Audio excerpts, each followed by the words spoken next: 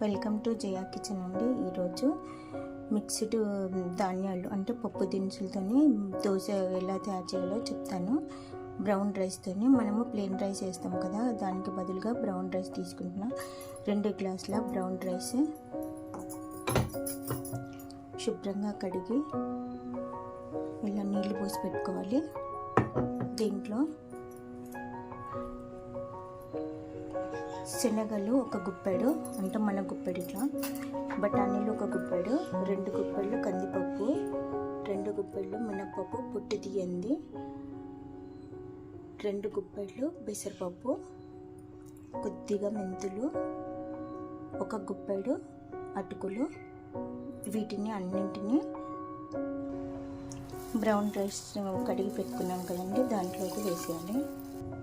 ఇలా వేసి వీటిని శుభ్రంగా కడిగి 5 గంటలు నానబెట్టుకోవాలండి. ఈవినింగ్ స్నాక్ ఐటెం లాగా, మార్నింగ్ బ్రేక్ఫాస్ట్ లాగా పనికొస్తుంది. ఇలా శుభ్రంగా కడుక్కొని 5 గంటలు నానబెట్టుకోవాలి. ఫుల్గా వాటర్ పోసి 5 గంటలు నానబెట్టాలి. బ్రౌన్ రైస్ అన్ని పప్పులు వేసి నానబెట్టాం కదండి, 6 గంటలు అవుతుంది. బాగా మెత్తగా నానాయి. దీన్ని శుభ్రంగా కడిగేసి ఇప్పుడు మిక్సీ గిన్నెల్లో వేసి మిక్సీ చేస్తాను.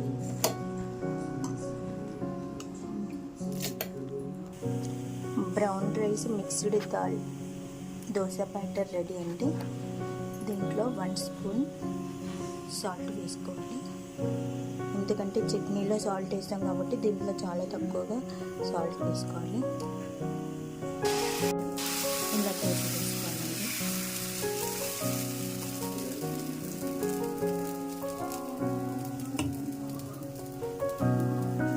రైస్ దోశనండి.